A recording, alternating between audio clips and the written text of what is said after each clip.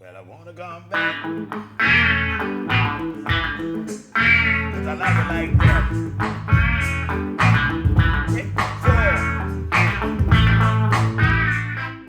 Now, I've never been bragging on myself. I've gotten a lot of, slaps on the back and all of that, but I'm still this skit, man. Tell you.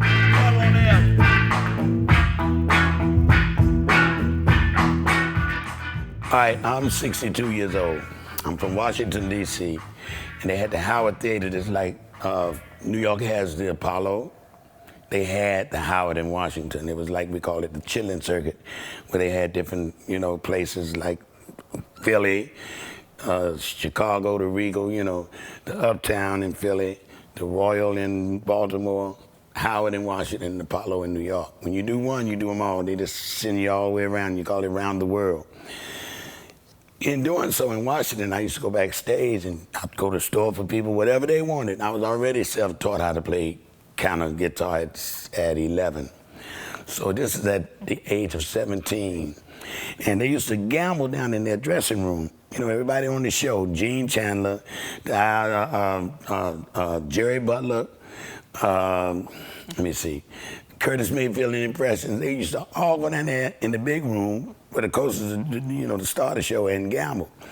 This one particular time they came down between shows, they show a movie. And between the shows, I was down there picking with the guitar.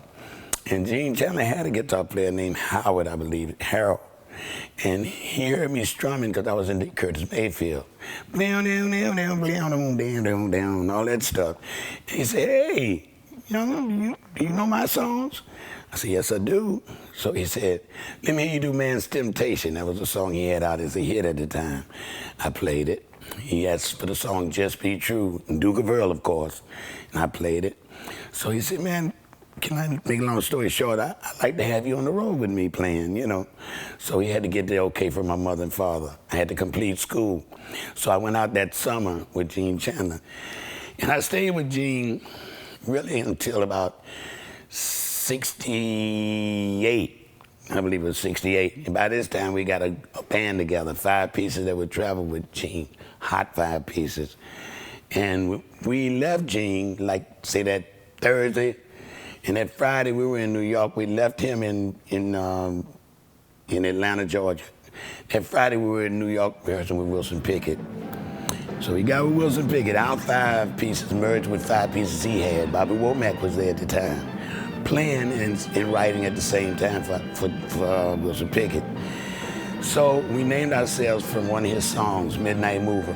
We did stuff like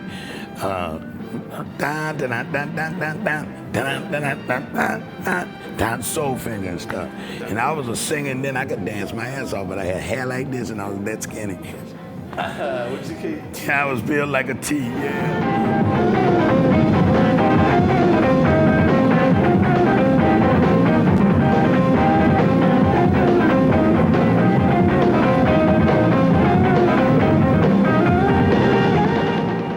We played with Pickett for a long time until we left him like on a Friday, and the Saturday, the next day we were with the Isley Brothers, the whole band.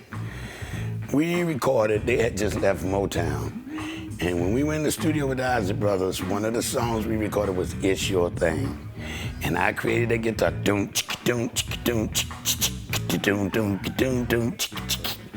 The Midnight Mover stayed with the Isley Brothers, but in 1970, my girlfriend was with Sam and Dave's show, and they was working out in New York on 8th Avenue. Anyway, she used to be Isaac Hayes' childhood sweetheart back in Memphis. She went to see Isaac at the show at the Apollo, and while she was there, she told him about me by saying, my boyfriend is the one who did the Isaac Brothers, It's Your Thing, and such Push and Pull and other records that came out. He said, I'm trying to get my own band because I'm using the Barcades. That was the second crew because the first crew died with Otis Redding. And when Isaac first came out with his hits, Hot Butter Soul, he didn't really have a band, so he had to use people.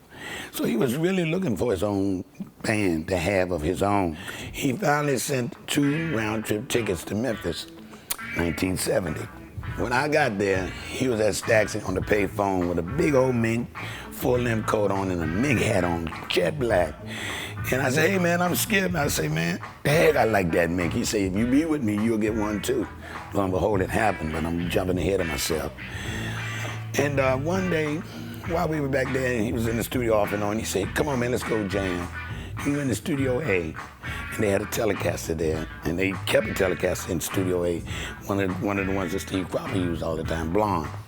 So he said, pick that up, man, and let's hang out.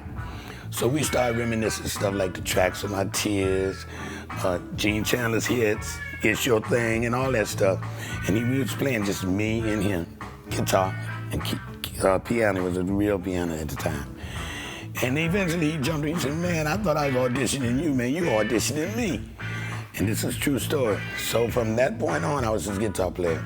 The first thing I ever cut on wax with him was Never Can Say Goodbye, his cover.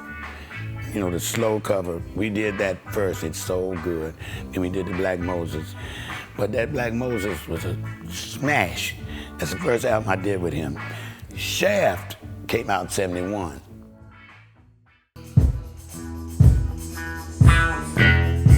You got it. Got an E. Now I'm gonna show you the other part. Here's the other part.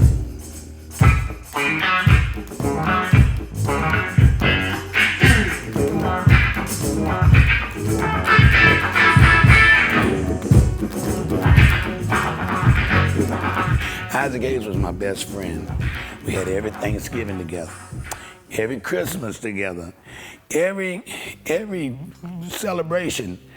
He took us out for our anniversaries, my birthdays. I mean, we were tight. I'm saying, you know, I didn't work for him, I worked with him.